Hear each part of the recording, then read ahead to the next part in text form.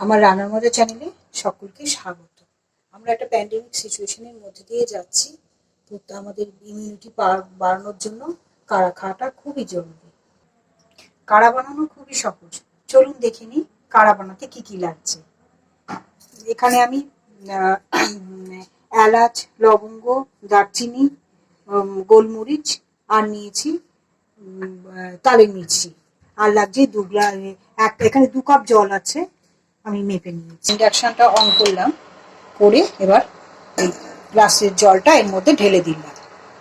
এবার যতক্ষণ জলটা গরম হচ্ছে আমি এই কাড়ার এই মশলাগুলো, এলাচ, লবঙ্গ, গোলমরিচ, লবঙ্গ, দারচিনি সবগুলো এই ছোট্ট হামাল দিস্তার মধ্যে আমি সব নিয়ে নিয়েছি।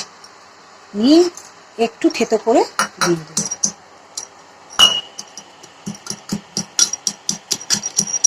যাতে ভেতরে যখন এটা ফুটবে তখন ভেতরে রসটা যাতে যায়।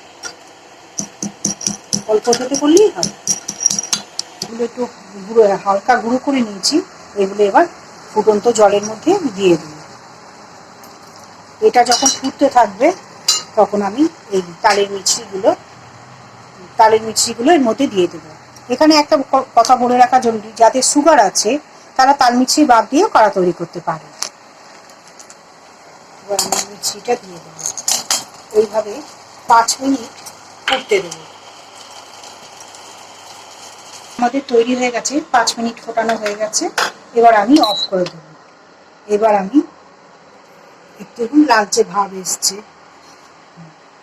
এবার আমি ছাঁকনির সাহায্যে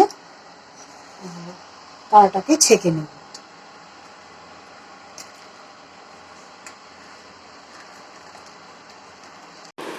কাড়াটা আমাদের বানানো হয়ে গেছে। এটা খুবই উপকারী, বাড়িতে নিজেরা বানিয়ে খান। সুস্থ থাকুন, ভালো থাকুন।